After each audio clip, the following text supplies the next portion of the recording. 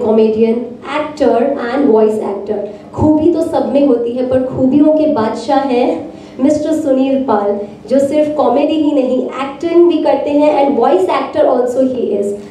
So wow, what a great talent you have sir. And जो हंसाए दूसरे को, उससे बड़ा बादशाह और कौन हो सकता है? Isn't it?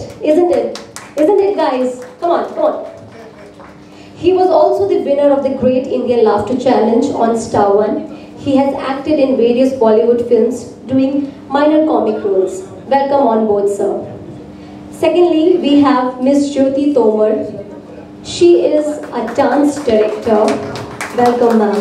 She is a dance director and also the National Award winner of one of the very famous songs. Can we all guess the song? Wow, मेरी तरफ से इनको एक free drink. Wow.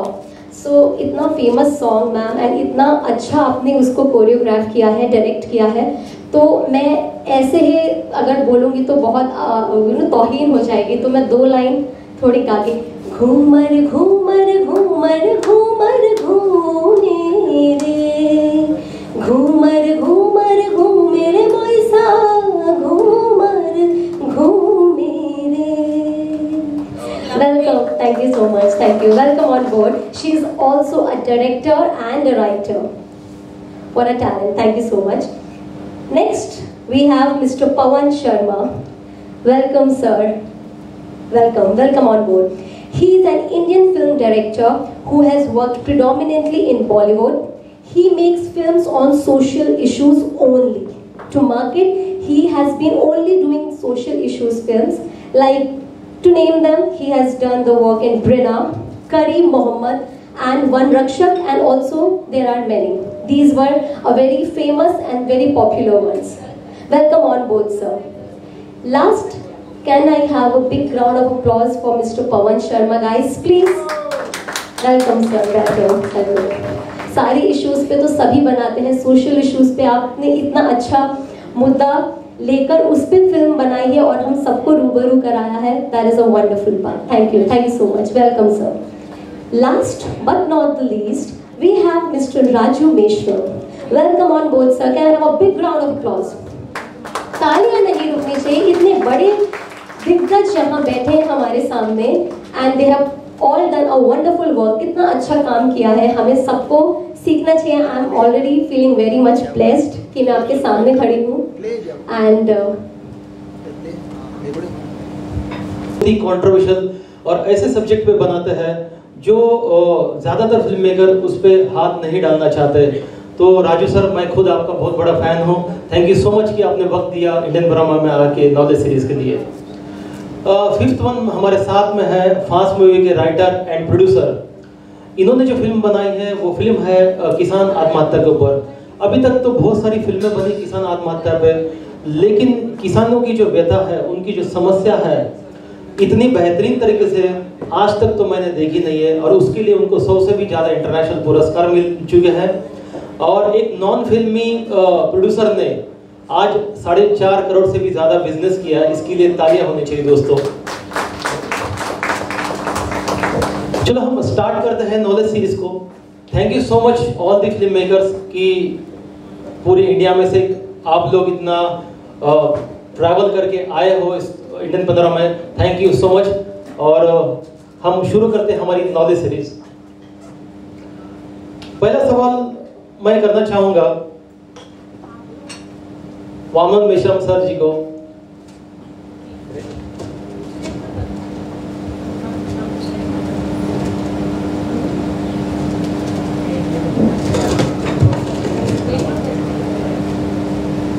Extra mic करूँ तो दे दीजिए.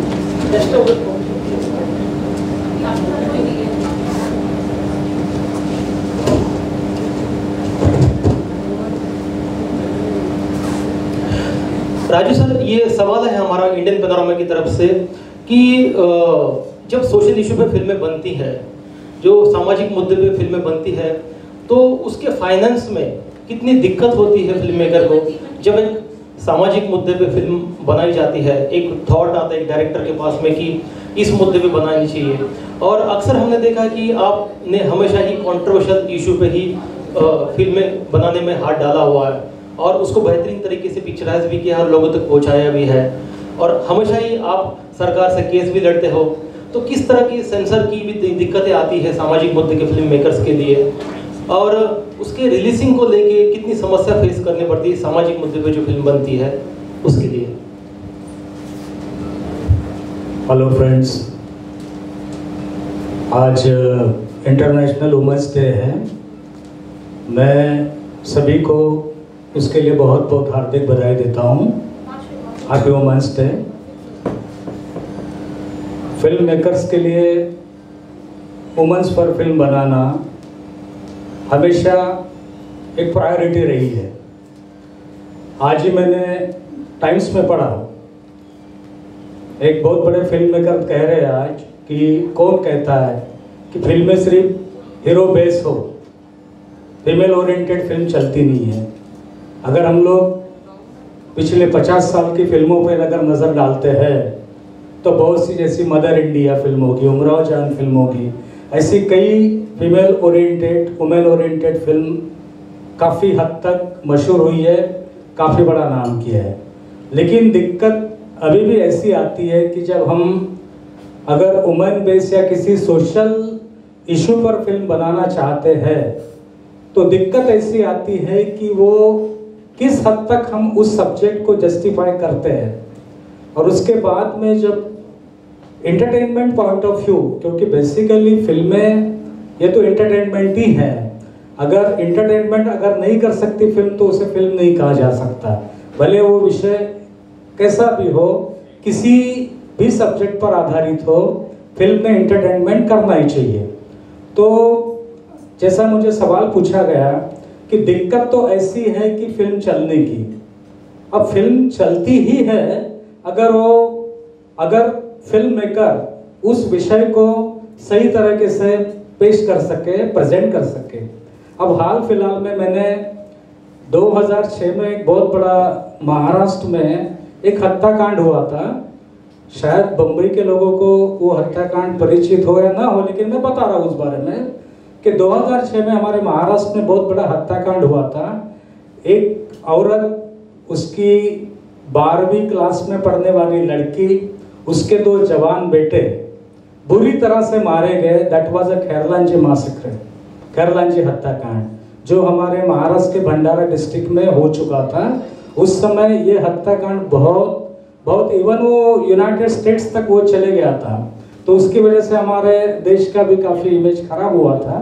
अब बात ऐसी थी कि उस ऐसे विषय पे अगर फिल्म बनानी है तो बहुत सोचना ज़रूरी होता है कि कहीं सामाजिक संतुलन ना बिगड़ जाए, क्योंकि जब ये ऐसे हत्याकांड होते हैं तो उसके पीछे कहीं ना कहीं एक कास्टियस्ट बेस होता ही होता है। अगर हम लोग कितना भी उसे डिनाई करें तो भी होता है, क्योंकि हमारी भारतीय व्यवस्था जो है वो कास्ट बेस्ड व्यवस्था है। तो जब हम लोग बॉम्बे में रहते हैं तो हमें इस बात का उतना अंदाजा नहीं आता है, हमको लगता है कि ये क्या कास्ट वगैरह, यार क्या बात करते हो। लेकिन जब हम लोग गांव देहात की तरफ बढ़ते हैं तो ये इशू बहुत डेंस होते जाता है।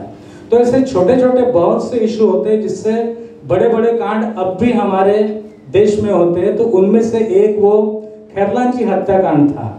जब मैंने वो फिल्म बनाई और उसको बनाने के लिए इनिशिएटिव लिया था एक मशहूर industrialist Mrs Kalpana Saroj madam, जो एक बहुत बड़ी सोशल पर्सनालिटी है।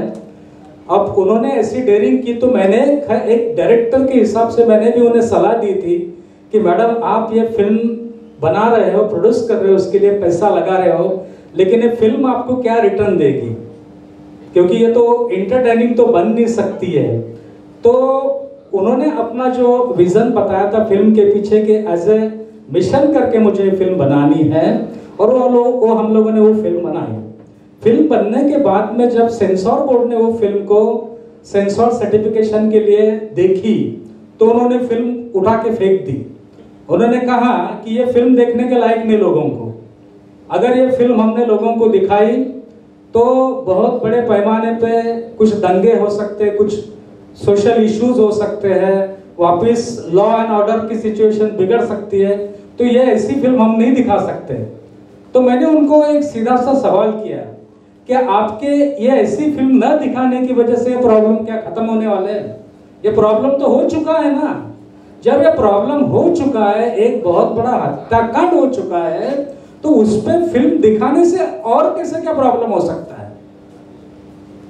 लेकिन सेंसर बोर्ड के मेंबर्स माने नहीं। आफ्टर ऑल मुझे अपर कमेटी के पास जाना पड़ा और वही फिल्म जो प्राइमरी कमेटी ने, एग्जामिनिंग कमेटी ने जिसको फेंक दिया था उठा के, वही जो ऊपर वाली जो कमेटी थी जिसमें मिस्टर राजीव मसंद करके हेड थे, जो सब लोग जानते फिल्म इंडस्ट्री के राजीव मसंद जी कौन है, तो उन्होंने उस फिल्म को पास ही नहीं किया, विथआउट कट पास किया और एक अप्रिशिएट किया कि हमने इस तरह की फिल्म बनाने की एक कामयाब कोशिश की। इसके लिए उन्होंने मुझे बहुत बहुत बधाई तक दी।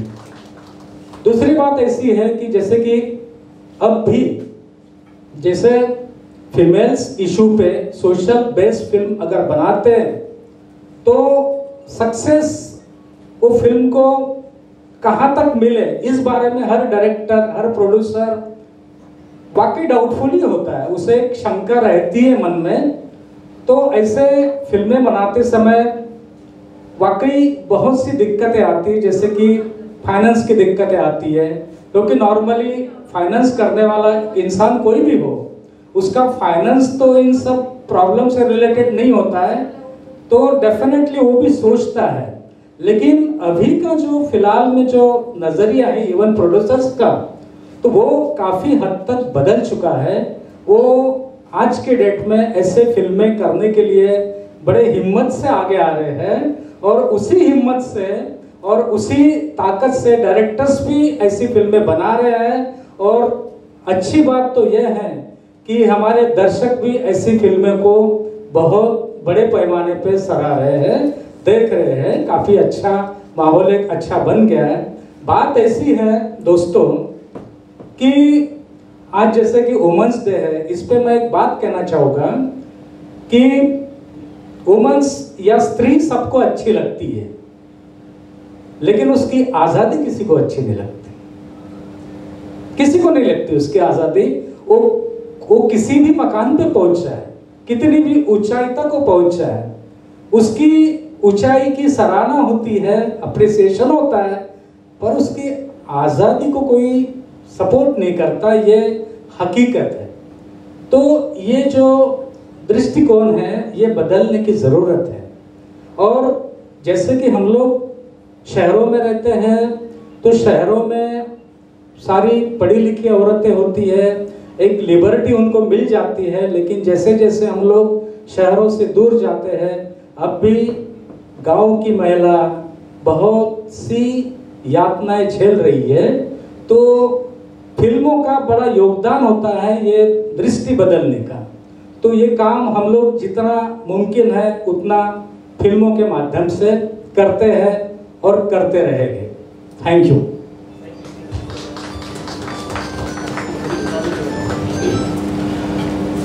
Thank you so much sir कि आपने जो बातें बताई, ये समाज का एक हिडन आईना बताया है जिससे समाज हमेशा ही छुपना चाहता है। और हमको लगता है कि फिल्म एक ऐसा माध्यम है जो समाज को सुधारने के लिए बहुत बड़ा रोल प्ले करती है। सर, मेरा अगला सवाल है महेश्वरी मैडम से कि महेश्वरी मैडम, आप एक गांव खेड़े से हो और नॉन फिल्मी बैकग्राउंड से हो, और नॉन फिल्मी बैकग्राउंड से होने के बावजूद आपने एक बहुत ही बेहतरीन फिल्म प्रोड्यूस की, फांस, जो किसान आत्महत्या पे है। तो ये किसान आत्महत्या पे बनाई हुई जो फिल्म है उसको आपको प्रमोट करने में, यानी लोगों तक पहुंचाने में प्रमोशन कितनी बड़ी अहम भूमिका निभाता है, यानी प्रमोशन कितना ज़रूरी होता है एक फिल्म को प्रमोट करने के लिए, जो हालांकि आपको दिक्कत महसूस करनी पड़ी। और एक फिल्म की रिकवरी को लेके जो फिल्म में पैसा आपने लगाया, एक ऐसे इशू पे फिल्म ने अपने पैसा लगाया जिसको रिकवर करना नामुमकिन है, ना कोई एंटरटेनमेंट है और ना ही कोई ग्लैमर है, और उसके विपरीत बहाव में जाके अपनी फिल्म बनाई। तो इसकी रिकवरी और इसका प्रमोशन के बारे में हम आपसे जानना चाहते हैं।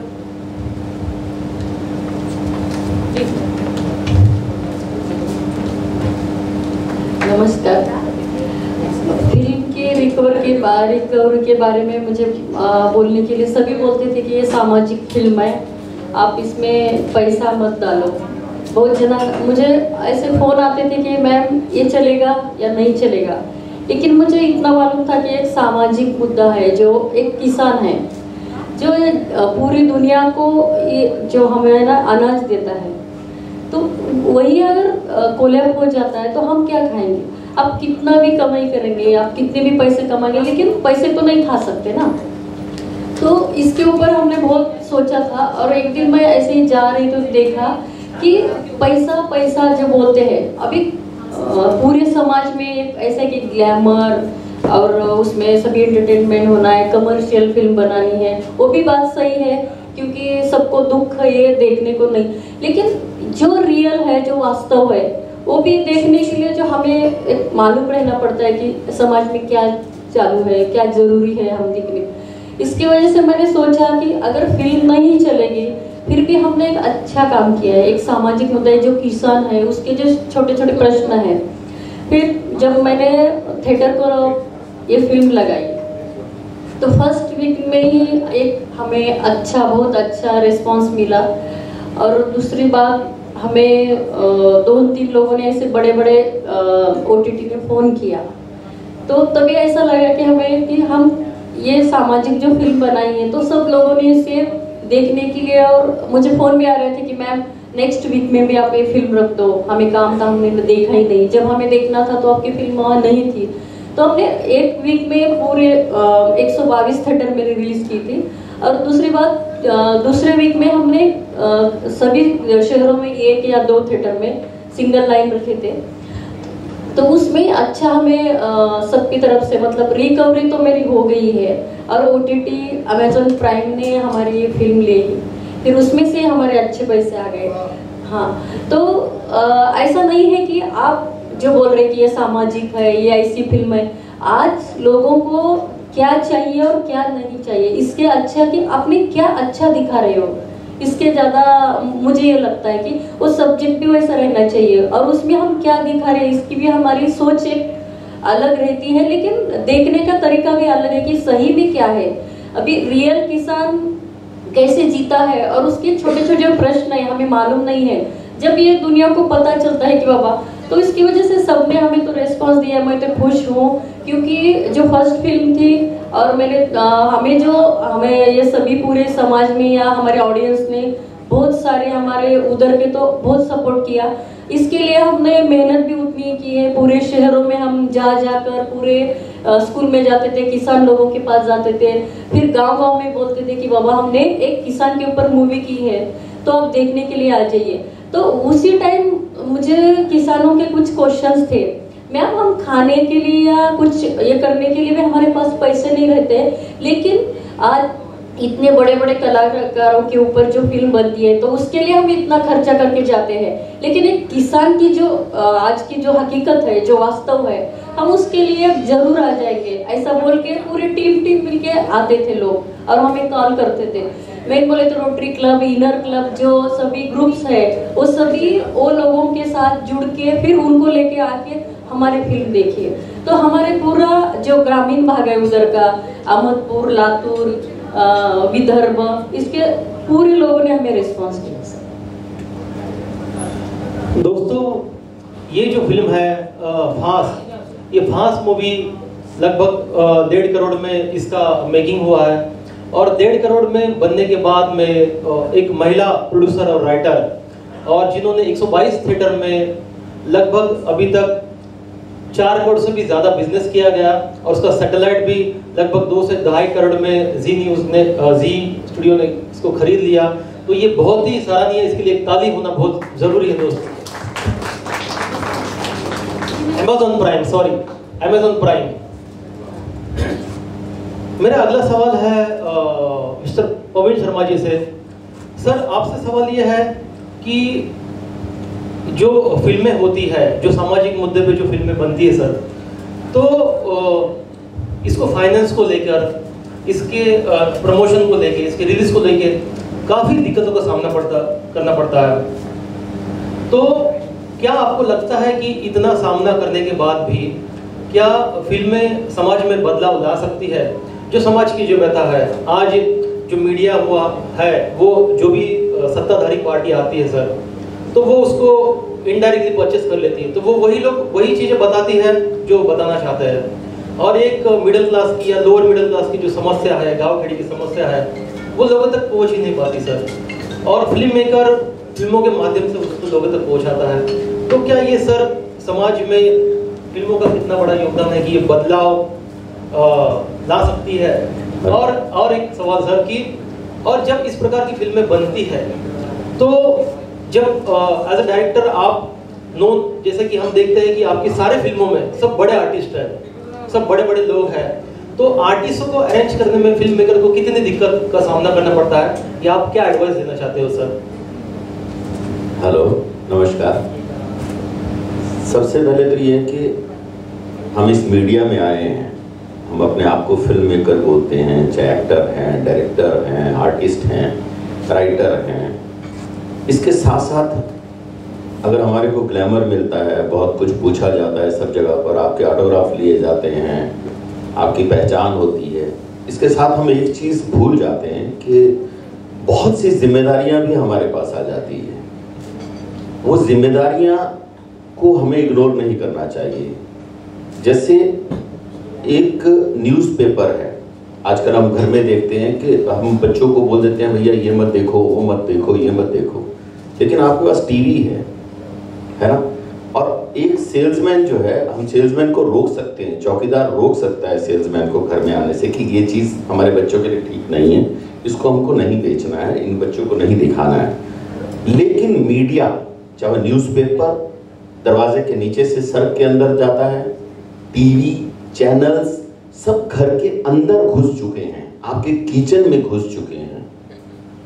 तो सोचने वाली बात है कि इसके साथ हमारी जिम्मेदारियां कितनी बढ़ जाती है। जो अभी ओटीटी जिस तरीके से चल रहा है, और वहां हम उन जिम्मेदारियों को शायद भूल रहे हैं। मुझे लगता है सबसे बड़ा सवाल ये है। फिर भी जिस तरीके की हम इंटरनेशनल सिनेमा की बात करते हैं, मुझे नहीं लगता कि जिस तरीके का सिनेमा हम फिल्में बना रहे हैं वो अंतर्राष्ट्रीय स्तर पर जा सकती है। जैसे इन्होंने फिल्म की बात कही तो मैं बहुत हैरान हुआ हूँ कि इस तरीके से सामाजिक मुद्दों की फिल्म के लिए भी पैसे पूरे हो रहे हैं। नहीं तो पूरा का पूरा माफिया एक वर्क कर रहा है। माफ कीजिएगा, मैं बहुत कड़े शब्दों में बात कर रहा हूँ, लेकिन मुझे लग रहा है शायद इस मंच पे ये डिस्कस होना बहुत जरूरी है कि अगर आपका बड़ा हाउस है, बड़ी स्टार है, तो आपको पूछा जाएगा, ओटीटी पे, अमेज़न पे, सब जगह पर पैसे दिए जाएंगे। लेकिन अगर आपने सामाजिक मुद्दों पे फिल्म बनाई है, सोशल इशू पे फिल्म बनाई है, 1-2 करोड़ या 3 करोड़ की फिल्म बनाई है, उसको खरीदने के लिए कोई तैयार नहीं है। ये हमारी खुशनसीबी है कि आज हम फिल्म दिखा पा रहे हैं, वो हम शेयर पे दिखा रहे हैं, लेकिन पैसा नहीं आ रहा है। हमें प्लेटफॉर्म मिल रहा है ओटीटी की वजह से आज, नहीं तो हमारी फिल्में तो दिखाई भी नहीं जा सकती, क्योंकि थिएटर में हम जा नहीं सकते, उतनी पब्लिसिटी हम कर नहीं सकते, तो हमारी फिल्म दर्शकों तक कैसे पहुंचेगी? तो ओटीटी ने हमें ये तो दिया कि हमारी फिल्में, मैं अपनी फिल्म की बात करूं तो आप सब लोग आज नहीं कल इस नाम को सुन करके देख लेंगे, ये हमें देखने के लिए मिला। लेकिन पैसा कहां से आएगा, जो आपका सवाल है। मुझे लगता है एक हम बहुत सी इसके ऊपर चर्चा कर रहे थे, तो एक शायद ऐसा हो सकता है कि एक तो गवर्नमेंट का जो सब्सिडी का चला हुआ है वो हम कितना महत्वपूर्ण हो सकता है, क्योंकि हमको रीजनल सिनेमा और ऐसा कंटेंट का सिनेमा, हिंदुस्तान का सिनेमा, हिंदुस्तान का कॉस्ट्यूम, हिंदुस्तान की कहानी, हिंदुस्तान के कैरेक्टर्स जब तक हम लोग नहीं दिखाएंगे इंटरनेशनल लेवल तक, यहाँ की लोकेशन, यहाँ के गांव नहीं दिखाएंगे हम लोगों तक, तो हम क्या दिखाना चाहते हैं? 50 गाड़ियां उड़ाना, हम 50 गाड़ी उड़ा देंगे, वो 200 उड़ाते हैं, तो हमारा मुकाबला कहाँ है?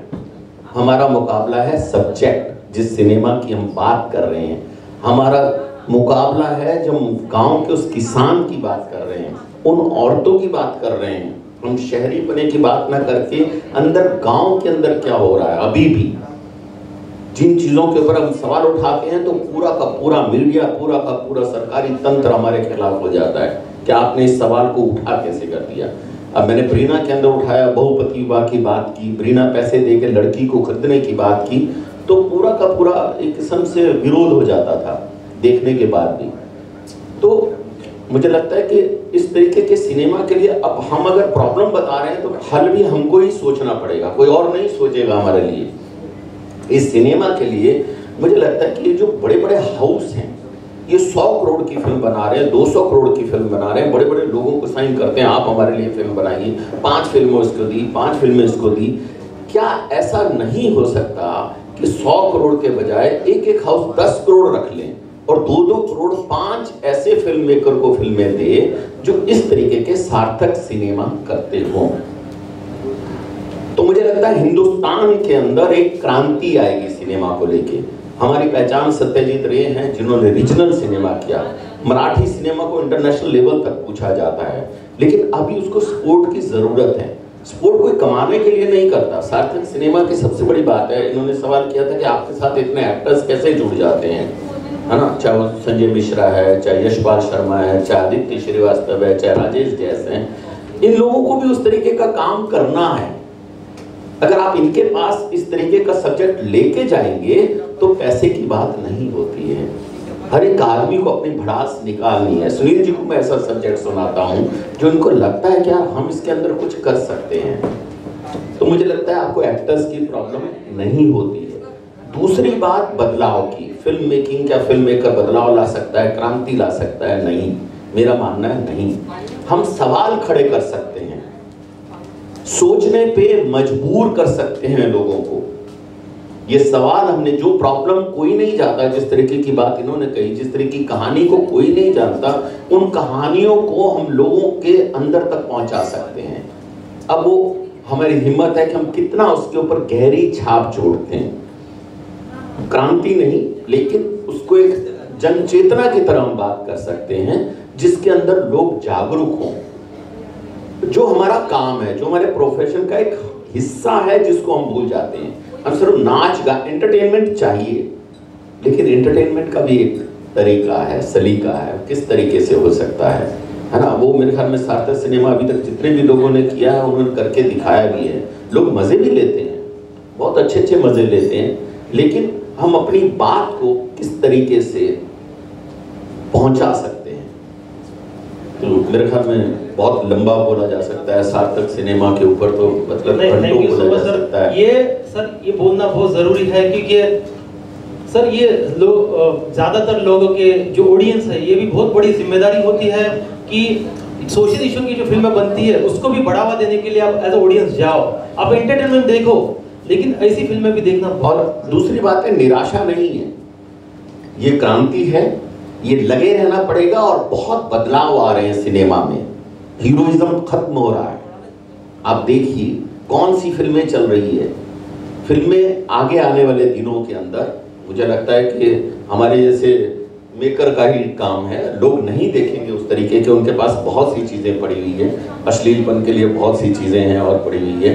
लेकिन सार्थक सिनेमा का समय आएगा, बस सिर्फ हमें लगे रहना पड़ेगा। कितना घाटा खा सकते हैं, कितना अपने सिर पे बना सकते हैं, उसमें लगे रहना पड़ेगा और लोगों को आना पड़ेगा। जैसे लोग दान, ये एक हवन है ना, जैसे आप दान करते हैं, पुण्य करते हैं, उसी तरीके से फिल्म मेकिंग भी एक हवन है। और इस हवन के अंदर आहुति एक ह्यूमन बीइंग, एक जागरूक व्यक्ति होने के नाते डालना ही चाहिए। तभी जाकर के एक सामाजिक चेतना जो है फिल्म मेकिंग के जरिए सबसे ज्यादा अच्छे तरीके से घर घर, हर आदमी तक, बच्चे से बूढ़े तक पहुंच सकती है। धन्यवाद।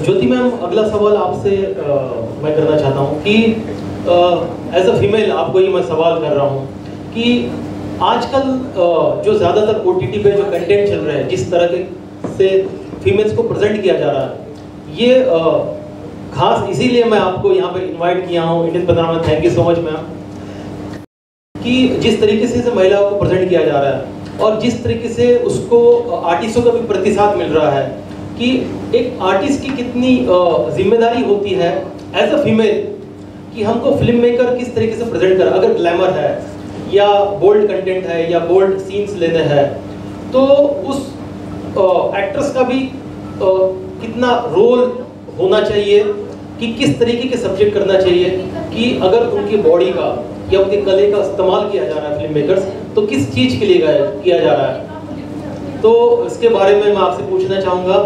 और जिस तरीके से ज़्यादातर फिल्म मेकर फीमेल्स को प्रेजेंट कर रहे हैं या फीमेल्स का इस्तेमाल कर रहे हैं अपनी फिल्मों में, तो कितना सही है और इसके ऊपर आप क्या कहना चाहोगे? सबसे पहले तो मैं ये कहूँगी कि हमारी जो अपनी संस्कृति है वहाँ पर महिला को हमेशा सम्मान दिया गया है।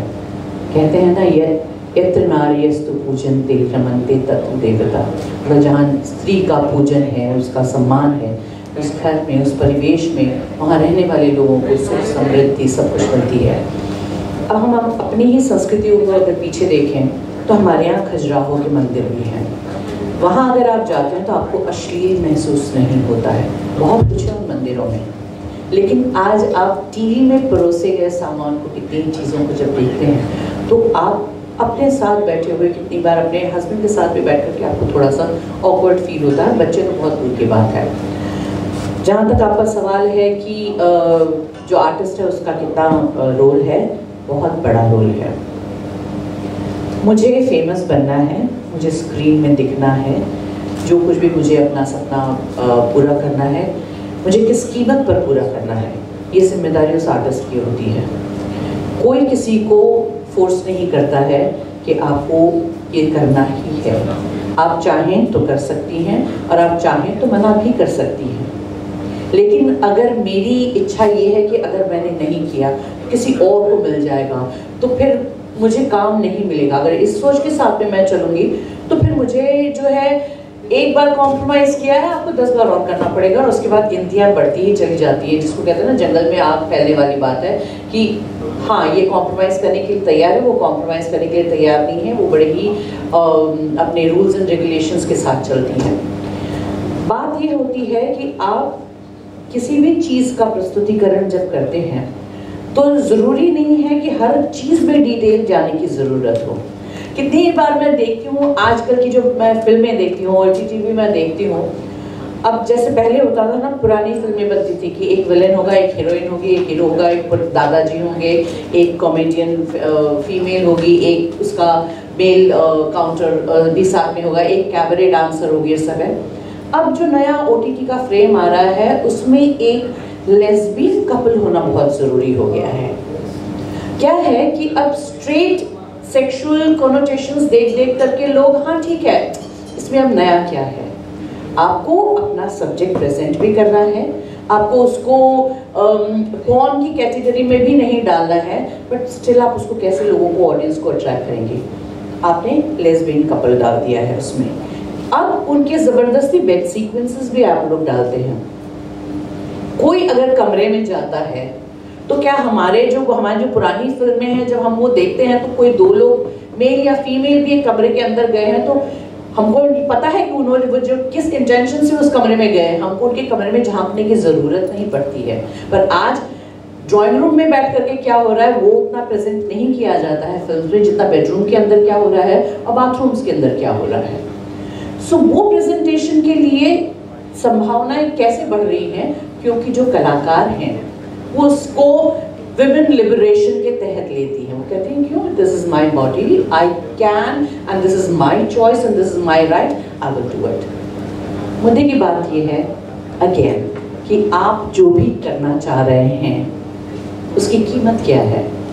क्या आपकी कला इतनी कमज़ोर पड़ रही है कि आपको अपना अंग प्रदर्शन और ऐसे बेड सीक्वेंसेस देने की ज़रूरत है। जहाँ पर मेरी अपनी बेटी खुद वो एक्टिंग करना चाहती है और उसने मुझसे पूछा कि मामा क्या सोचती हो। मैंने कहा देखो बेटा ये है कि गालियाँ भी होती हैं, बेड सीक्वेंसेस भी होते हैं, सब चीज़ें होती हैं, लेकिन वो उस स्टोरी में, उस कहानी में वो कितना जस्टिफाइड है।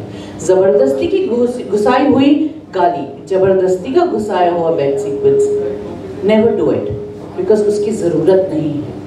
कितनी चीज़ें होती हैं जिनकी ज़रूरत, जो उस कहानी में इस तरीके से बुना हुआ होता है कि उसके बिना काम नहीं चलता है। पर अगर आपने कोई सीन ऐसा दिया है जिसको एडिट कर दिया जाए, उसके बावजूद अगर कहानी में कोई अंतर नहीं है, तो इसका मतलब ये है कि आपका वहाँ पर डायरेक्टली या इनडायरेक्टली कहिए आपका शोषण हुआ है। तो ये आपके ऊपर पूरी जिम्मेदारी, और एज अ आर्टिस्ट ये हमारी अपनी जिम्मेदारी बनती है कि मैं समाज को क्या परोस रही हूँ। जैसे पवन जी ने कहा कि अब सब कुछ हमारे घरों में घुसकर आ गया है।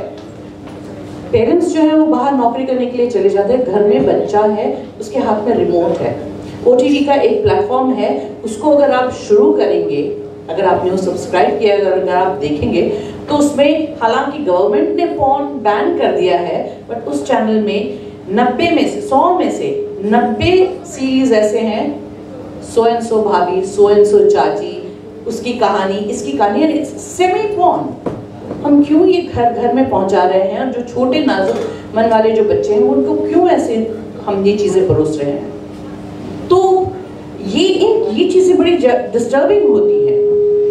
लड़कियां आइटम नंबर हैं, उनको आइटम की जैसे प्रेजेंट किया जाता है, तो फिर आप क्या वुमेन्स डे सेलिब्रेट कर रहे हैं, क्यों दे रहे हैं हमको ये एक दिन भी? हम किसी एक दिन के मोहताज नहीं होते हैं। We should be celebrated every day, लेकिन आप पूरे साल भर 364 दिन आप लोग हम लोगों को एक प्रेजेंटेशन की, एक आइटम गर्ल लेस्बियन कपल है उसमें डाल दो, इसका थोड़ा क्लीवेज दिखाना है, इसका थोड़ा स्कर्ट थोड़ा ऊंचा होना चाहिए, यहाँ कमर से थोड़ा नीचे होना चाहिए, ब्लाउज थोड़ा और लो कट होना चाहिए। पूरे साल भर ये चलेगा, लेकिन एक दिन आप उसको भूल देंगे, विमेंस डे सेलिब्रेट करेंगे, उसको लिबरेशन की बात करेंगे। और जैसे आपने बहुत सही बात कही कि हम कहते हैं, उनको एनकरेज करते हैं कि आगे जाओ, लेकिन जब उसको आज़ादी मिलती है तो उन्हीं लोगों को सहन नहीं होता है। तो डेफिनेटली हम फीमेल आर्टिस्ट्स की ये बहुत बड़ी जिम्मेदारी होती है, we have to put our foot down and say no, मुझे इस चीज़ का जस्टिफिकेशन चाहिए, and if you don't like it please don't do it, because जो हम करेंगे उसी से हमारी सोसाइटी बनती है। बहुत अच्छी बातें सुनने मिली। जैसे कि मैडम ने कहा कि पहले फिल्मों में भी ये चीज़ें बताई जाती थी कि बस दो लड़का लड़की है, हीरो हीरोइन है, कमरे में गए, वहाँ पे क्या किया उसको बताने की जरूरत नहीं है। लेकिन आज उसको पिक्चराइज करके उसको पहले बताया जा रहा है और कहानी साइड में है ना? जिस हिसाब से चीजें चल रही हैं, वो दिन दूर नहीं है कि अगला जना कमोड में बैठा और उसने पॉटी की, वो भी दिखाया जाएगा कि पॉटी कैसे हो रही है, क्योंकि दैट इज रियलिस्टिक सिनेमा, है ना? आज हमको बहुत खुशी हो रही है कि हम देखते हैं कि हमारे बच्चों के लिए हम वो चीज़ कर रहे हैं कि उनके लिए इंश्योरेंस निकालते हैं, प्रॉपर्टी लेते हैं और उनको सेफ करते हैं, उनको सेफ करके जा रहे हैं। लेकिन मुझे लगता है कि आपकी प्रॉपर्टी, आपका पैसा सब धरा का धरा रह जाएगा, लेकिन आप समाज तो वही देके जा रहे हो जो गंदा हो रहा है। तो उस समाज को सुधारने का जो काम है वो आज के ये फिल्म मेकर्स कर रहे हैं। इसलिए मैं अपने तरीके से एक प्रयास कर रहा हूँ कि आप लोगों को गैदर करो और ये कारवा आगे चले। तो जैसे कि पहले भी फिल्में बनती थी जिसमें स्मिता पाटिल, शबाना आजमी, जिन्होंने बहुत ही बेहतरीन तरीके से फिल्में की और बहुत सारी फीमेल्स की व्यथा को बताने की कोशिश की, जिसमें भी ग्लैमर था, लेकिन वो किसी की व्यथा थी, वो ज़रूरत थी उस रिक्वायरमेंट की। तो मुझे लगता है कि आज के आर्टिस्ट को, आज की फीमेल आर्टिस्ट को ये समझने की ज़रूरत है कि आप क्या कर रहे हैं और आपकी कला की आप क्या कीमत दे रहे हो, जैसा मैडम ने कहा। मैडम, और एक सवाल यह है कि जैसे कि पद्मावत का जो गाना आपने पिक्चर्स किया दीपिका के ऊपर, जिसको राष्ट्रपति पुरस्कार से सम्मानित किया गया, हेलो, आज के इस आधुनिक युग में, इस ग्लैमर की भीड़ में जिस तरीके से कोरियोग्राफी भी की जाती है, यानी हर चीज में मिलावट है, खाने से लेकर हवा से लेकर पानी में, तो ये फिल्मों में भी नहीं बच पाया है। तो विपरीत दिशा में जो कोरियोग्राफ करने में आपको क्या दिक्कतें आई मैडम, ये हम आपसे सुनना चाहते हैं, जिसको राष्ट्रपति पुरस्कार से सम्मानित किया गया है। मैं इस बारे में बहुत सौभाग्यशाली हूँ कि इस गाने में आपको कोई भी मिलावट देखने के लिए नहीं मिलेगी। मैंने जिनसे सीखा वो खुद रॉयल फैमिली से थी, किशनगढ़ जो अजमेर के नज़दीक है, वहाँ की रॉयल फैमिली से थी, वो राजकुमारी थी किशनगढ़ की, और उनकी शादी हुई थी संतरामपुर गुजरात में। 50 साल की उम्र में उन्होंने जब देखा कि घूमर का अस्तित्व और घूमर का जो रूप है वो बिगड़ता चला जा रहा है, तो 50 साल की उम्र में उन्होंने अपनी एकेडमी शुरू की, गणगौर घूमर डांस एकेडमी, और उन्होंने कहा कि हमारे जो महल है, हमारे गहने कपड़े, हमारा बेडरूम जो हुआ करता था, जहाँ हम खेला करते थे, सब कुछ है वो म्यूजियम बन गया है। लोग पैसे लेकर के आते हैं। राजस्थान में जाओ, कहीं पर भी राजे रजवाड़ों जो जितने भी पुराने महल है, क्योंकि अब उनको संभाल पाना सबके लिए संभव नहीं है, तो गवर्नमेंट ने ले लिया है, तो अब वो म्यूजियम बन गया है। उन्होंने कहा सब कुछ है, लेकिन कितनी सारी मिथ्याएं भी साथ में चलती हैं कि जो राजपूत औरतें हैं वो ये नहीं कर सकती थी, वो नहीं कर सकती थी, उन पे सती प्रथा, उन पे जौहर के लिए उनको फोर्स किया जाता था और वो नाच नहीं सकती थी। उन्होंने कहा ये बिल्कुल गलत है, आज दिन तक हम करते हैं। और इसी चीज़ को, इसी बात को समझाने के लिए उन्होंने ये अकेडमी बनाई और उन्होंने ओपन टू ऑल किया। उन्होंने कभी किसी से पैसे नहीं लिए। उन्होंने कहा आप लोग आइए और सीखिए, मैं आपको सिखाना चाह रही हूँ। तो हम लोग गवर्नमेंट, ये अकेडमी गवर्नमेंट ICCR के साथ भी है, हम वर्कशॉप्स करते हैं, शोज करते हैं। और जब ये गाना करने के लिए 2003 में संजय हैड कम टू सी, मैं उनको पहले से जानती हूँ, मैंने उनको बुलाया था अपने शो में। मैंने कहा आप आइए और देखिए हम क्या प्रेजेंट करते हैं। उस वक्त उन्होंने राजनाथ साहब से जाके कहा कि कभी मैं फिल्म बनाऊंगा तो मैं चाहता हूँ कि इसी ही स्वरूप में आपकी एक घूमर हमारे इसमें सम्मिलित हो। शी सेड बिल्कुल हम करेंगे, मिलावट नहीं होनी चाहिए, सर बिल्कुल मिलावट नहीं। और 2013 में उनका देहांत हो गया राजेंद्र साहब का। उनको पद्मश्री भी इसी चीज़ के लिए मिला था कि उन्होंने घूमर को पुनर्जीवित करने का प्रयास किया। 2016 में जब संजय ने मुझे अप्रोच किया कि करवाना, मैंने कहा राजेंद्र साहब तो अब रहे नहीं, लेकिन since I take care of the academy मैं आऊँगी और करूँगी। लेकिन मैंने उनसे साफ बात की, मैंने कहा देखिए जो प्रोटोकॉल होता है, अगर आप इसको भेलपुरी बना के प्रेजेंट करने वाले हैं तो मैं नहीं करूँगी आपके से। उन्होंने कहा नहीं, तुम जानती हो मैं इसके वास्तविक स्वरूप को ही प्रेजेंट करना चाहता हूँ। अब उस गाने में आपको सिर्फ एक चीज़ अलग, जो वास्तविक स्वरूप से अलग है, वो है उस गाने के लिरिक्स और भाषा। क्यों? क्योंकि वो कोई उन्होंने ट्रेडिशनल गाना लिया नहीं है, उन्होंने गाना उस सीक्वेंस के हिसाब से, उस फिल्म के हिसाब से बनाया है, लेकिन गाने का रिदम, गाने का जो लहजा है वो सब वही है जो मैंने उनको बताया था कि हमेशा जनाने में होता है। रानी महारानियाँ कभी भी रंगमंच पर नृत्य नहीं करती, वो अपने जनाने में करती हैं।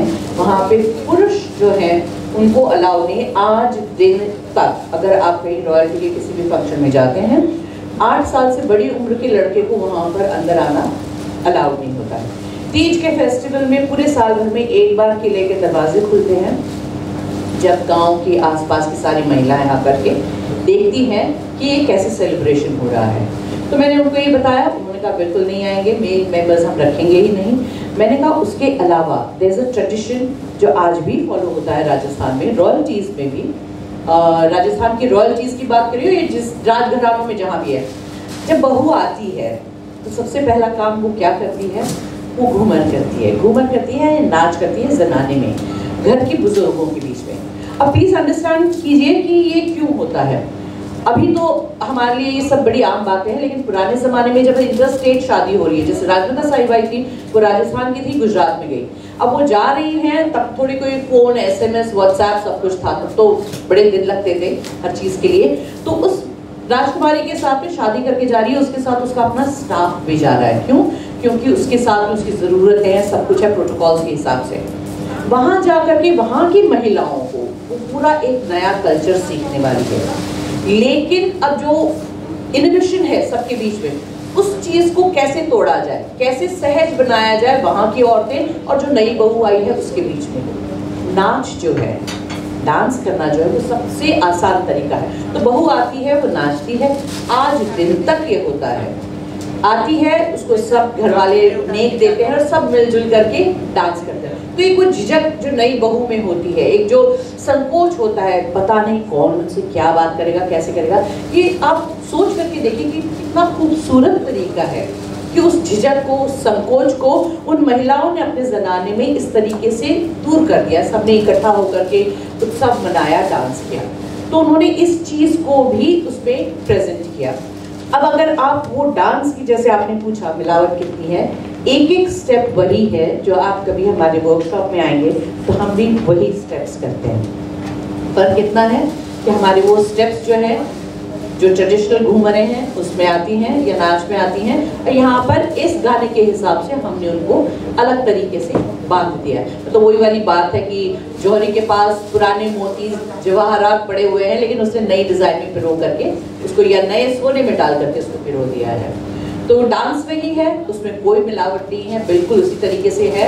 ये मूर्खता है लोगों की कि उन्होंने केस भी किए और लड़ाइयाँ भी की, बहुत ट्रोलिंग भी हुई थी, मुझे भी दुनिया भर की गालियाँ पड़ी थी कि ये है कौन, ये सब नाचने वाली औरतें पता नहीं कहाँ से आ जाती हैं, कि रानी महारानियाँ तो कभी नाचती नहीं हैं। एंड बिलीव मी, जो भी ये व्यक्ति आपको आकर के ये कहता है, आप समझ जाइए कि उसको राजघरानों की परंपराओं का कोई ज्ञान नहीं है। तो इसलिए वो जो नृत्य है उसका हर एक स्टेप जो है, हर एक पहलू जो है, वो बिल्कुल विशुद्ध और उसी तरीके से है। एक्चुअली मेरा सवाल ये पूछा था मैंने मैडम ने कि आजकल जो डांस में जो मिलावट है उसके बारे में पूछा था। वो तो जबरदस्त आजकल जो डांस में मिलावट है, मैं आपके बिल्कुल भी ऐसा सवाल कर ही सकता हूँ। मैं उसके भी उसका भी जस्टिफिकेशन दे रही थी, लेकिन वो थोड़ा लंबा हो गया तो मैं रुक गई थोड़ा। राइट। आज के डांसेस में मुझे कोई आपत्ति नहीं है, हमको हर तरीके के डांस फॉर्म्स करने चाहिए, लेकिन मुझे सबसे बड़ी आपत्ति ये है कि हम अपने जो जितने भी डांसेस हैं उन सब की हमने उनको साइड में करके कि हम वेस्टर्न कल्चर के सारे मूवमेंट्स को लेकर के उसकी एक भेलपुरी बना के पैकेज बनाते हैं और फिर वो प्रेजेंट करते हैं। जितने भी डांस रियलिटी शोज हैं, कितनों में हमारा क्लासिकल या फोक फॉर्म आता है बाहर? नहीं आता है। मैंने कितनी बार जाकर के उसको प्रोडक्शन हाउसेस से भी बात की इस बारे में कि why not do a show which presents the folk form. किसी के पास पैसा नहीं है मैम, फोक फॉर्म को जो जैसे ऑडियंस है, ऑडियंस को आप जो दिखाएंगे वो वही देखेगी और वही आगे बढ़ेगा। तो जब तक हम अपने बच्चों को फोक कल्चर से नहीं आगे दिखाएंगे, उनको नहीं समझ में आएगा। आजकल के जो डांसर्स हैं, वेस्टर्न कल्चर के जो डांसर्स हैं, उनका बॉडी का प्रेजेंटेशन अलग है। हमारे बॉडी को प्रेजेंट करने का तरीका, हमारे जो डांसर्स हैं, फोक डांसर्स हैं, कहीं का भी उठा ले, किसी भी जाति विशेष का उठा ले, सबसे बड़ी जाति हो या सबसे निचली जाति हो, इतना अश्लील कहीं नहीं होता। तब चाहे वो पेल्विक मूवमेंट हो या चेस्ट पंप्स हो या कुछ भी हो, वो नहीं है। हमारी किसी भी फोक फॉर्म को आप उठा लीजिए, लावणी ही है, जैसे लावणी जो है की जाती है उसमें एक ऊंफ होता है, वो अश्लील नहीं होता है। तो वो भी रिप्रेजेंटेशन जिस तरीके से डांस होता है, वहां पे कहीं ये नहीं है कि साड़ी मैंने कितनी लो बांधी है, ब्लाउज मैंने कितना ऊंचा बनाया और फिर अट्रैक्ट करूं, नहीं।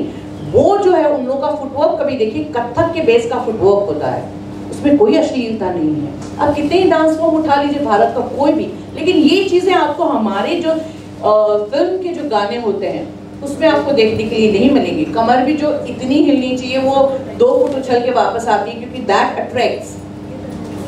सो ये जो है, इन चीज़ों को देख करके डेफिनेटली घुटन होती है, गुस्सा भी आता है, लेकिन वही वाली बात है कि जब मेरे पास कोई चीज़ आएगी तो उसको मैं अपने हिसाब से प्रेजेंट करने की कोशिश करूँगी, और अगर नहीं है आपको मेरा काम पसंद है तो मैं नहीं करूँगी, बात वहीं पे खत्म हो जाती है। मैं वो नहीं परोस सकती हूँ जो आपको चाहिए, आपको मैं वही दे सकती हूँ जो परोसा जाना चाहिए। It's as simple as that for me. Thank you ma'am. अगला सवाल मेरा सुनील जी से है। जैसे कि इस दुनिया में अगर सबसे हसीन और जैसे पुण्य का काम अगर कोई है ना, तो लोगों को हंसाना। लोगों को हंसाना ये बहुत ही मुश्किल काम होता है दोस्तों, क्योंकि जो इंसान लोगों को हंसा रहा है उसके अंदर भी एक इंसान है, वो अपने एक पर्सनल लाइफ से फाइट कर रहा है, बहुत तरीके की समस्या है, बहुत सारी प्रॉब्लम्स है, और उसके इमोशंस को कभी भी ना ही ऑडियंस समझ पाई है, मुझे लगता है निजी तौर पर, और जो जिनको उन्होंने जिंदगी भर हंसाया उन्होंने कभी इस दर्द को महसूस करने की कोशिश नहीं की कि सुनील पाल अगर 1 घंटा खड़े रह के अगर हमको 1 घंटा हंसा के 10 लीटर खून बढ़ाता है तो उसकी पर्सनल लाइफ भी होगी, उसकी इमोशंस भी होंगे, उसको भी दर्द होता होगा। तो किसी फिल्म मेकर ने ना इस पर फिल्म बनाई है, मुझे लगता है राज कपूर जी के बाद में मैंने तो अपने नज़र में कोई फिल्म देखी नहीं जो इतने बारीकी से बताई है। तो thank you so much sir, आपने ये वक्त दिया है।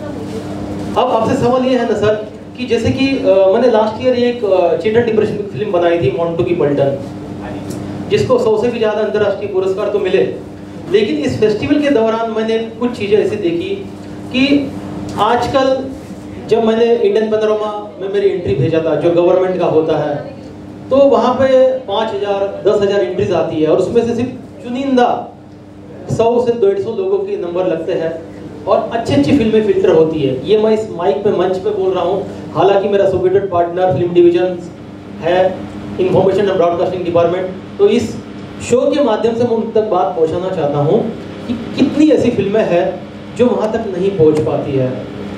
तो सर, और आज इस अवार्ड फंक्शन को बनाने में जो स्पॉन्सर्स की जो भूमिका है, जब हम स्पॉन्सर्स को जाते हैं तो हर स्पॉन्सर एक सवाल करता है, यार कौन सा अवार्ड शो है, ये सा अवार्ड शो है, तो कितना पैसा देके अवार्ड मिलेगा। तो आजकल जो अवार्ड का जो ट्रेंड चल रहा है इंडस्ट्री में, जहाँ पे पैसे लेके अवार्ड दिए जाते हैं, हर महीने में मैं देख रहा हूँ कि 10 अवार्ड शो हो रहे हैं।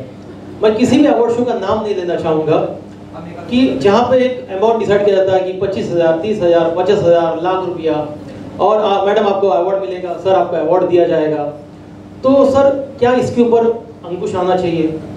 और उसी से जुड़ा हुआ और एक सवाल ये है कि जैसे कि the father of Indian cinema Dada Saheb Phalke, जिन्होंने कितना डेडिकेशन दिया, कितनी मेहनत, कड़ी मेहनत की, कितनी सारी सेक्रीफाइसेस की, और आज दादा साहब फाल्के के नाम से न जाने कितने इवेंट्स होते हैं, कितने पुरस्कार सम्मान करते हैं, और ऑर्गेनाइजर्स करोड़पति बनते जा रहे हैं।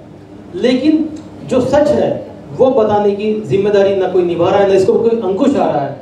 तो क्या आपको लगता है सर कि सरकार या बॉलीवुड यहाँ से कुछ पहल होनी चाहिए? ये 2 सवाल है सर, बहुत डिफिकल्ट है, मुझे सवाल का जवाब नहीं मिला, तो ये फिल्म मेकर्स के बिहाफ में मैं आपको ये सवाल पूछ रहा हूँ सर।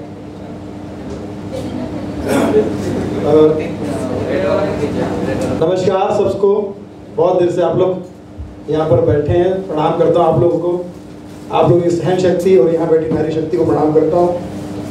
और वुमेंस डे आज WWF है, वर्ल्ड वुमेन फेस्टिवल, इसे हम लोग सजा रहे हैं, अच्छा कर रहे हैं। और हमारे भाई विक्रांत को बहुत सारी शुभकामनाएं कि जैसे कि इन्होंने कुछ अवार्ड फंक्शन का, कुछ फंक्शन का नाम लिया, उन सारे फंक्शन से कुछ हट के कुछ वर्थ एक आज आपने जो समारोह रखा है उसके लिए जोरदार तालियां। पहले तो तालियां इसलिए बजा दीजिए कि उसको जोश आएगा और आपको होश आएगा, अगर बीच में सो गए हो तो। मैम को बहुत मुबारक हो, बहुत अच्छा गाना आपने दिया, घूमर घूमर। एक ज़माने में बहुएं आती थी, नाचती थी, आजकल बहुएं आती है, नचाती है। तो मामला जो घूमर हो गया, घूम गया पूरा। और फास के लिए मैडम को बहुत सारी शुभकामनाएं। फास नहीं, ये बहुत खास फिल्म है, इसमें मैंने देखा आपका प्रोमो, एक से बढ़कर एक मराठी के सुपरस्टार कलाकार हैं, सयाजी शिंदे है और उपेंद्र लीम में बहुत बड़े कलाकार, बहुत, और इतने स्पेशल सब्जेक्ट पर आपने फिल्म बनाई। हमारे जो किसान भाई हैं, मैं तो कहता हूँ कि पहले अन्नदाता फिर अन्नदाता, क्योंकि नास्तिक से नास्तिक भी आदमी 2 टाइम पेट पूजा करता है, भले दूसरी पूजा न करें, है ना, तो पेट पूजा करता। तो किसान भाइयों के लिए बहुत सारी शुभकामनाएं, और उन लड़कियों का भी धन्यवाद जो चालू प्रोग्राम में इतना बोल रही है, पता नहीं कौन सी आज प्लीज साइलेंस, कौन सी शिखर वार्ता, प्लीज साइलेंस। लगता है ये इन्हीं पर है कि कल परसों यूपी में कौन जीतेगा, ये लीक करने वाली है। और मैं आज बहुत खुशकिस्मत हूँ कि मेरे आजू बाजू में 2 महान हस्तियाँ, 2 महान प्रोड्यूसर डायरेक्टर बैठे हुए हैं, मैं बीच में आ गया हूँ इनके, और मुझे लगता है कि हमेशा मैं इनके बीच में रहूँगा। ये आज के फंक्शन से मुझे आश्वासन मिल चुका है कि दोनों की अगली फिल्म में, अगली फिल्म मतलब अच्छी फिल्म, इंग्लिश वाला अगली थी, ठीक है। और भाई विक्रांत जी ने 2-3 सवाल एक साथ पूछे, मैं सारे भूल गया हूँ, कोशिश कर रहा हूँ सबको याद करने की, क्योंकि मुझे जरूरी लगा कि आप सबको नमस्ते करूँ। सबसे पहले तो आप सब जियो हजारों साल, यही तहे दिल से दुआ दे रहा है सुनील पाल। और अब फिर से एक बार कोरोना से सबसे हम लोग पटरी पर आ गए हैं, अब मुझे नहीं लगता कि वो बुरे दिन दोबारा वापस आएंगे। हम सबकी इच्छा शक्ति, सहन शक्ति, और हम सब ने मिलकर, हिंदू मुस्लिम सिख ईसाई, हम सब है भाई भाई, मिल की लड़ी है कोरोना की लड़ाई, और कोरोना को दी है दुनिया से विदाई। तो अब हमें लगता है कि निरोगी त्वचा, निरोगी समाज और निरोगी फिल्में बनानी चाहिए।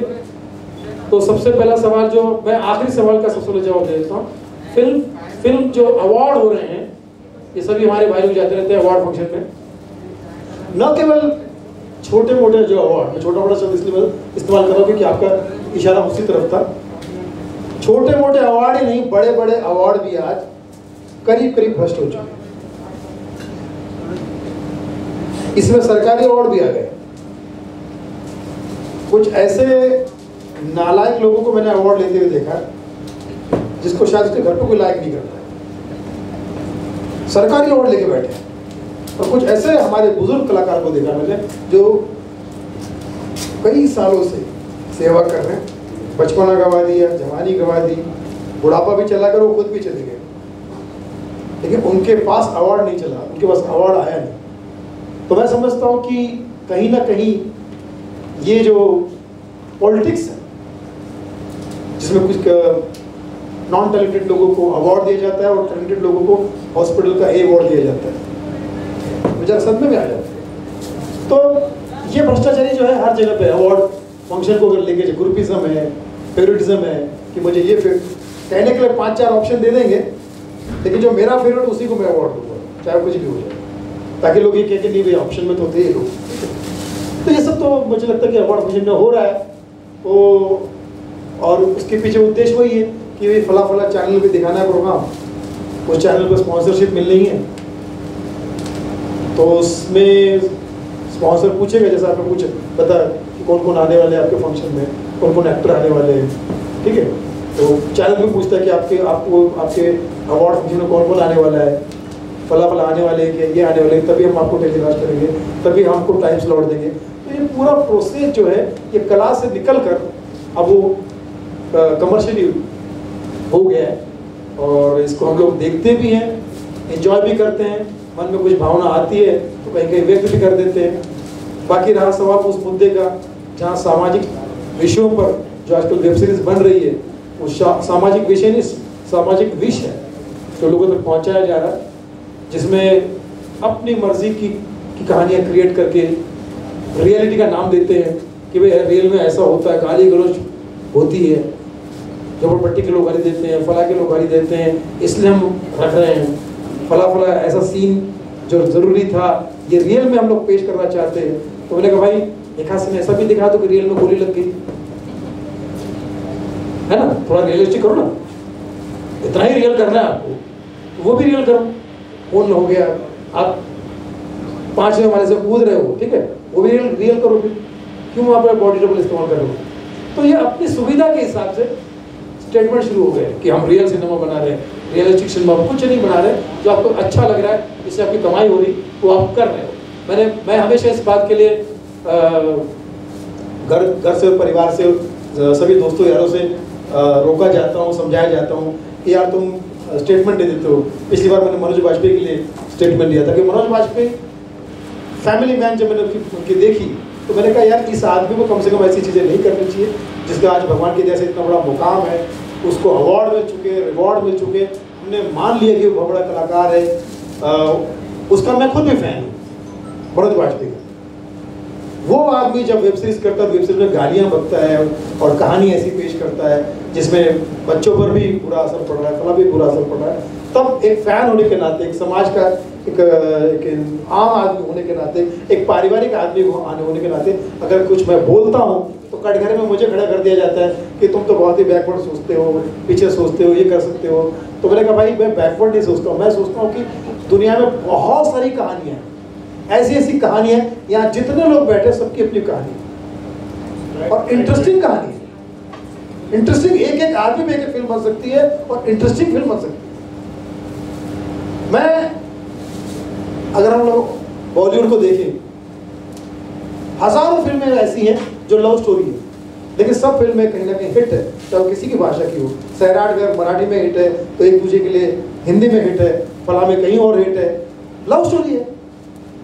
तो लोगों को थोड़ा सा अलग दिख जाता है, थोड़ा सा अलग गाने आ जाते हैं, उनको मजा आता है, उसमें इंजॉय करते हो लोग। तो मैं कहता हूँ कि ऐसी कहानियाँ बहुत है, लेकिन आप क्या सोचते हो, जैसे मैडम ने कहा कि लड़कियाँ हैं उनसे आइटम डांस करा लो, फला कोई कॉमेडियन है तो उससे कॉमेडी करा लो।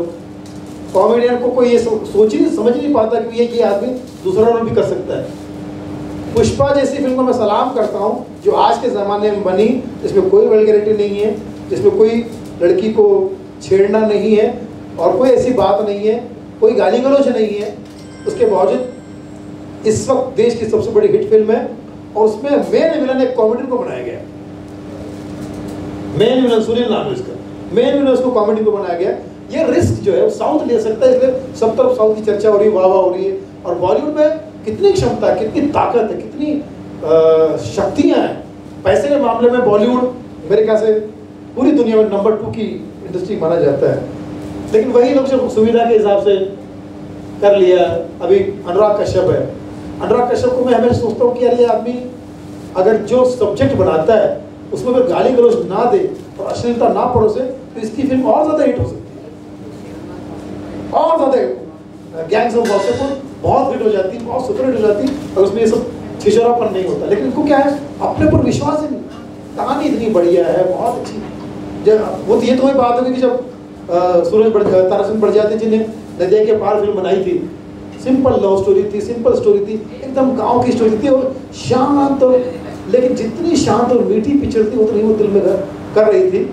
अगर वो सोच रहे थे नहीं यार इसमें आइटम डांस आते थे यार, मजा नहीं आ रहा है, 80s के टाइम डांस चलता था, है ना, लंबा हो लंबा हो, सबको लंबा कर दिया था, तो चल रहा था। लेकिन ट्रेंड के हिसाब से अगर आप अपनी सुविधा के हिसाब से अपने ऊपर विश्वास न करते हुए सब्जेक्ट में मिलावट करोगे तो आप दर्शकों का, अपना कहानी का और अपने प्रोफेशन का अपमान कर रहे हो, इससे ज़्यादा कुछ नहीं कर रहे हो। जब हम लोगों ने जब एंट्री की, आपके बात को काटना चाहता हूँ मैं कि आपने एक बहुत ही अच्छी बात, बेहतरीन बात कही है कि, और ये कहने की जरूरत अभी तक कोई नहीं करता बड़े से बड़ा सुपरस्टार की, आज मनोज वाजपेयी जैसा इंसान कि इतना बड़ा एक्टर, और जहाँ पे अनुराग कश्यप की बात कर रहा हूँ, मीडिया के माध्यम से शायद ये बात सुन ले तो बहुत अच्छा रहेगा, मजा आएगा कंट्रोवर्सी का।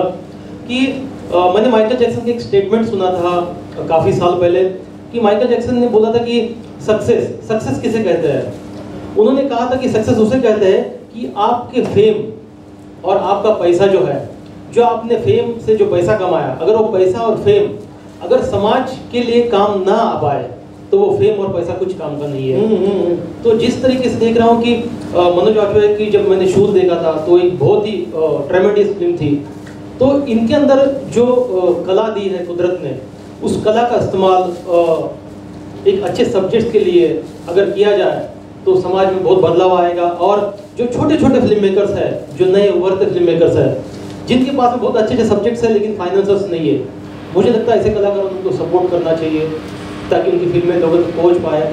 और दूसरी तरफ ये है कि जैसे कि अनुराग कश्यप एक बहुत ही बेहतरीन डायरेक्टर है, लेकिन जिस तरीके की गाली गलौज, जो चीज़ें बिना बताए भी फिल्म का कंटेंट बताया जा सकता है, लेकिन इतनी गंदी तरीके से पिक्चराइज किया जाता है कि, और जो वर्ड्स, जो डायलॉग्स यूज किए जाते हैं, तो फैमिली के साथ बैठ के नहीं देख सकता कोई, भले वो कितना भी बड़ा डायरेक्टर हो सकता है आने वाले टाइम में मुझे उनकी ज़रूरत पड़े, लेकिन मैं उनकी हेल्प नहीं लेना चाहूँगा। तो यह है कि इतने बड़े डायरेक्टर, इतना बड़ा नाम, लेकिन जिस तरीके के डायलॉग्स और जिस तरीके से पिक्चराइजेशन वो करते हैं, तो मैं ये जनता और इस भारत देश की जो पब्लिक है उनकी तरफ से ये रिक्वेस्ट पहुंचाना चाहूँगा कि ये अच्छे डायरेक्टर्स जो है और अच्छे जो कलाकार हैं वो समाज को वही देने की कोशिश करें ताकि आने वाला जो भविष्य, जो बच्चे हैं, जो अच्छा दुनिया बना पाए। सर आपका पहला क्वेश्चन क्या था, मुझे दोबारा बताएं। कि जो अवार्ड, आजकल जो अवार्ड फंक्शंस होते हैं सर, वो तो दूसरा फंक्शन। हाँ, दूसरी बात ये कि जो दादा साहब फाल्के है, दादा साहब फाल्के पुरस्कार, दादा साहब फाल्के पुरस्कार तो इतने होने लगे हैं कि खुद दादा साहब फाल्के आकर उसको बंद करवाएंगे। तो ये अरमान है सुनील पाल के, इसे बंद करवाए आगे दादा साहब फाल्के। तो सर दोनों का मुझे जवाब दे दीजिए सर। ये मेरी फिल्म मेकर्स की तरफ से एक सवाल ये है कि जैसे कि कोई भी सामाजिक मुद्दे पे जब फिल्में बनती है सर, तो एक होती है फेस्टिवल की, आप दूर की जगह खतरनाक सवाल इसलिए ताकि मैं अभी बात करना चाहूंगा, तो का सवाल पूछ के भाग लेंगे। हाँ नहीं भागूंगा नहीं सर, यहीं पर रहूंगा, आपकी लड़ाई लड़ूंगा मैं। तो एक फिल्म फेस्टिवल में ये होता है कि एक एंट्री फी होती है कि 5,000, 10,000, 15,000 एक एंट्री फी होती है, जैसा फेस्टिवल है जिसका वर्थ होता है। लेकिन जब एक फिल्म मेकर सामाजिक मुद्दे पे फिल्म बनाता है, वो सबमिट करता है, तो वहीं ऑर्गेनाइजर से एक फोन आता है और सर आपकी फिल्म बहुत अच्छी बनी है, हम ऑर्गेनाइजर बोल रहे हैं सो एंड सो फेस्टिवल से, लेकिन ये है कि आपको अवार्ड चाहिए, तो आपके फिल्म के अंदर एक नॉन आर्टिस्ट है, क्या वो आर्टिस्ट आएगा सेलिब्रिटी बोल के? और दूसरा बात ये किया जाता है कि अगर आप 50,000 देते हो तो आपके विषय के ऊपर और भी 2-3 फिल्में आई है, तो हम चाहो तो आपको अवार्ड दे सकते हैं। तो सर इस तरीके के फेस्टिवल्स का जो सामना मेरे ये फिल्म मेकर भाइयों को करना पड़ रहा है, तो आप पांचों में से अगर इसका कोई जवाब दे पाए ना तो मैं भी सुनना चाहता हूँ, इसलिए मैं इस तरफ आ गया अपने वाले मेकर्स की तरफ। भाई देखिए, मैं तो समझता हूँ जहाँ तक जैसे यहाँ पर चारों ही हमारे मित्रों ने सीनियर से सब जवाब दिया कि सबसे पहली बात यह है कि अगर आप कोई सब्जेक्ट बनाते हैं तो पहले तो उसको फिर दिल से बनाइए फिर, क्योंकि अगर आप सोचने लगेंगे कि यार इसमें ये होना चाहिए, उसमें वो होना चाहिए तभी फिल्म बिकेगी, तो फिर वो क्या हो जाता है, लोग आपको तांत्रिक कैसे डराते हैं ना कि तुम्हारा ये है, तुम्हारा वो है, तुमको ये पूजा करनी, तुमको वो पूजा करनी है, तुमको ऐसा करना। तो ये जो मार्केटिंग वाले जो लोग हैं ना, वो आपका बताना शुरू हो जाते हैं कि सर आप फिल्म बना रहे हो, बढ़िया फिल्म बना रहे हो, इसमें ये हीरो रख लो, वो हीरो रख लो, इसमें फला कर लो, इसका शूटिंग वहाँ कर लो, इसको इसमें सब्सिडी मिल जाएगी, फला मिल जाएगा, इसको अगर आपकी कहानी बॉम्बे की भी तो यूपी में शूट करो सर, इसमें सब्सिडी मिल जाएगी, या नैनीताल में शूट करो, फला में मिल जाएगा। ऐसे भ्रमित करने वाले लोग आपको मिलना शुरू हो जाएंगे, तो फिर वो धीरे धीरे वो आपकी फिल्म आपकी नहीं रहेगी, वो उन लोगों की हो जाएगी जो आपके साथ में आकर आपको बहका रहे हैं, आपके कदम बहका रहे हैं, जबकि फिल्म सिर्फ आपकी और जनता की होनी चाहिए। अगर आपकी फिल्म आपकी जनता की रहती, मैंने 4 फिल्में बनाई हैं। पहली फिल्म बनाई थी भावनाओं को समझो, इसमें सारे स्टैंड अप कॉमेडियन थे, 52 स्टैंड अप कॉमेडियन थे, अकेला प्रोड्यूसर था, अकेला डायरेक्टर था। ये फिल्म पहली बार बॉलीवुड की ऐसी फिल्म है जो Guinness book of world record में शामिल हुई थी, पहली फिल्म। इसमें मैंने ना किसी का सपोर्ट लिया, ना किसी को अपने सब्जेक्ट में मुझे इस टाइप से भ्रमित करने दिया, अपने मन से फिल्म बनाई जो मेरे मन में था।